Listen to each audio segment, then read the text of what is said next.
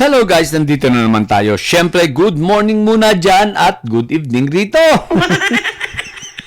Eto guys pag-usapan lang natin. Aba. Hindi lang pala itong dalawang yung sinabi ko na babaliktad na ha. Meron pa palang nadagdag o di ba ga? Ngayon, ang tanong, sino kung sakasakali? Ito, pangalanan na natin sapagkat sabi nga dito sa hanay ng mga didilis maliwanag. Unti-unti na. The boat is sinking. Di ba? Bakit ka mo? Ayon sa ating puting kabayo, itong si Chupeta, syempre, mananatili yan dito sa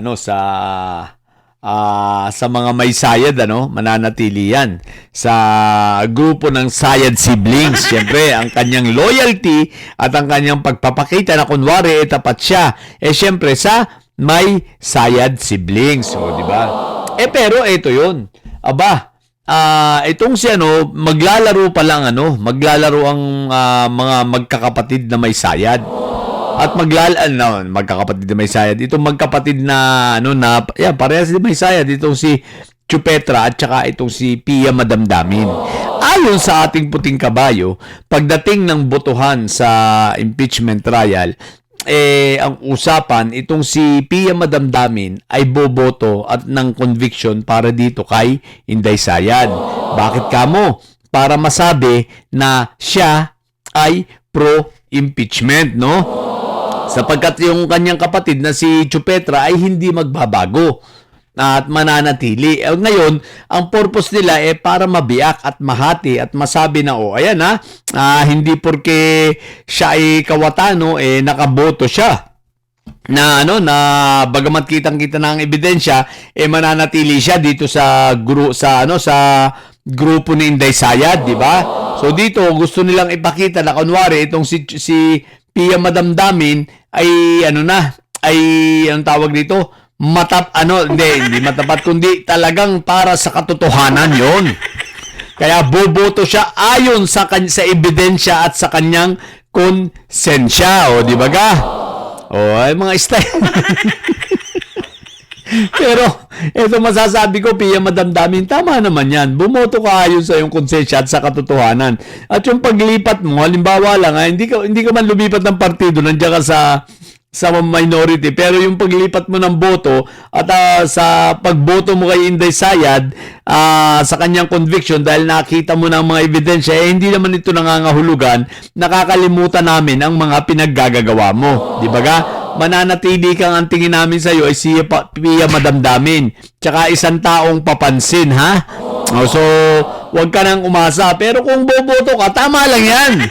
At least ipakita mo na ikaw ay nasa wasto at tamang pag-iisip, di ba? At talagang ang gusto mo ay kunwari para sa bayan. Di ba? Kahit ba peke yan, at least may pakikita mo na nagkukunwari ka. Di okay na rin yan. The boat is sinking na talaga para dito sa mga didilis, guys. So, yun. Kaya tingnan natin ang mga susunod na mangyayari. Mga didilis, mukhang ubos na kayo, Kaya nyo pa ba? Kaya nyo pa ba, mga didilis? Ano na kayo? Ubos na. Diba? Isipin mo, ano pang mangyayari sa inyo yan? Sa inyo niyan. 'Di ba? Si Inday Sayad ninyo wala na, shoot na ito sa balde 100%. 'Di ba? May magagawa pa ba kayo kay Inday Sayad? So ang natitirang panlaban nyo si Barbie Baste. 'Di ba? Wala na si Inday Sayad, tulad nga ng sinabi ko noon pa man, damaged goods na 'yan. Sa naglalabasan ngayon na dito sa impeachment trial, lalo nang nabubuko. Kita mo naman, saan ka naman nakakita itong kakatapos lang na impeachment trial, di ba? Umamin si Ortonio na talagang lahat alam ni Inday Sayad ang nangyayari. Saan ka naman nakakita na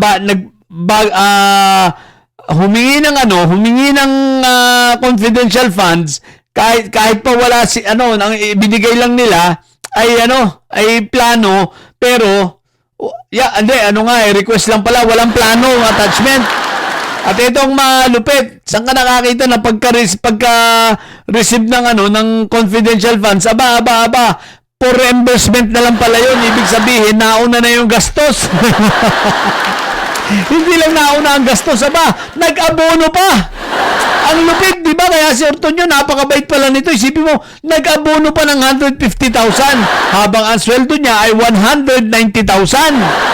Nag-abono pa ng 150,000. Oh, what the... Ang lupit talaga nila Inday Sayad. Pagkatapos, ang pinabili na lang daw ng mga upuan at mga gamot, aba, itong mga confidential agents, itong kanilang mga nasa intelligence, no? Sila na lang daw ang bumili ng mga gamot at mga upuan. Kaya walang resibo. What the heck?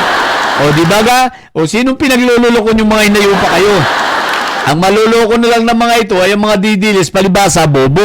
Pero kung hindi ka didilis, maluloko ka ba? Isipin mo, bibili lang upuan, walang resibo. Bibili lang mga urukan, walang resibo. Di ba ga? Bibili ng gamot, walang resibo. Saan ka naman nakakita ng ganun? So, very obvious na ito ay talagang pinagkakitaan. So, sabi nga ng ating puting kabayo, hindi lang yan ang pinagkakakitaan nila, pati pala itong pati itong, anong tawag rito? Calamity Fund. Binibira rin ng mga ito. Talagang walang patawad, takaw sa pera. Ang takaw talaga sa pera nitong mga magkapatid na may sayad, Oh. Ngayon, yan na. Diba? Confidential funds talagang, tsaka ito guys saan ka naman makakita na talagang kitang-kita na sanay. Gawain sa Davao City, dinala sa pagiging vice presidente. Ganun pa rin ang pinaggagawa, di ba ga? Akala kasi nila hindi sila masisilip. Ibahin nyo ang presidente namin ngayon, di ba? Di ba? Hindi kayo kinukonsente. Tsaka ang mga natin ngayon, nasa Congress at ang ibang mga senador, di ba?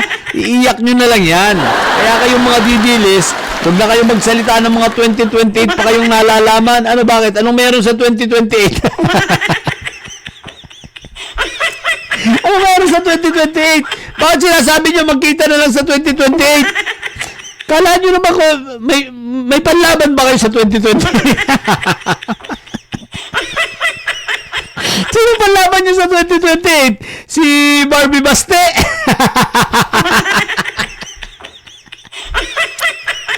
Patawa talaga kayong mga hinayupa kayo, Kaya itigil nyo na yung mga ilusyon ninyo, Si Inday Sayad, wala na, lubog na. Sabi nga your boat is sinking na, talagang palubog na kayo ng palubog.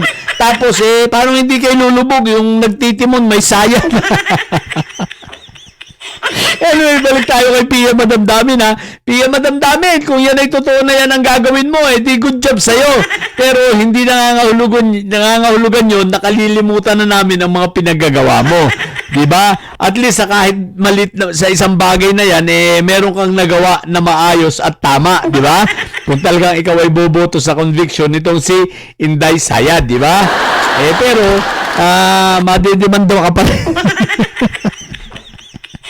Madidemanda ka pa rin, tatandaan mo yan, So, yun lang muna. Sa mga bobong didilis at may sayad dyan na nyo, ang tatay nyo ay preso, ang BP nyo ay bobo. Manatili kayo mga bobo at may sayad, sapagkat ang may sayad ay laging high blood! Bye!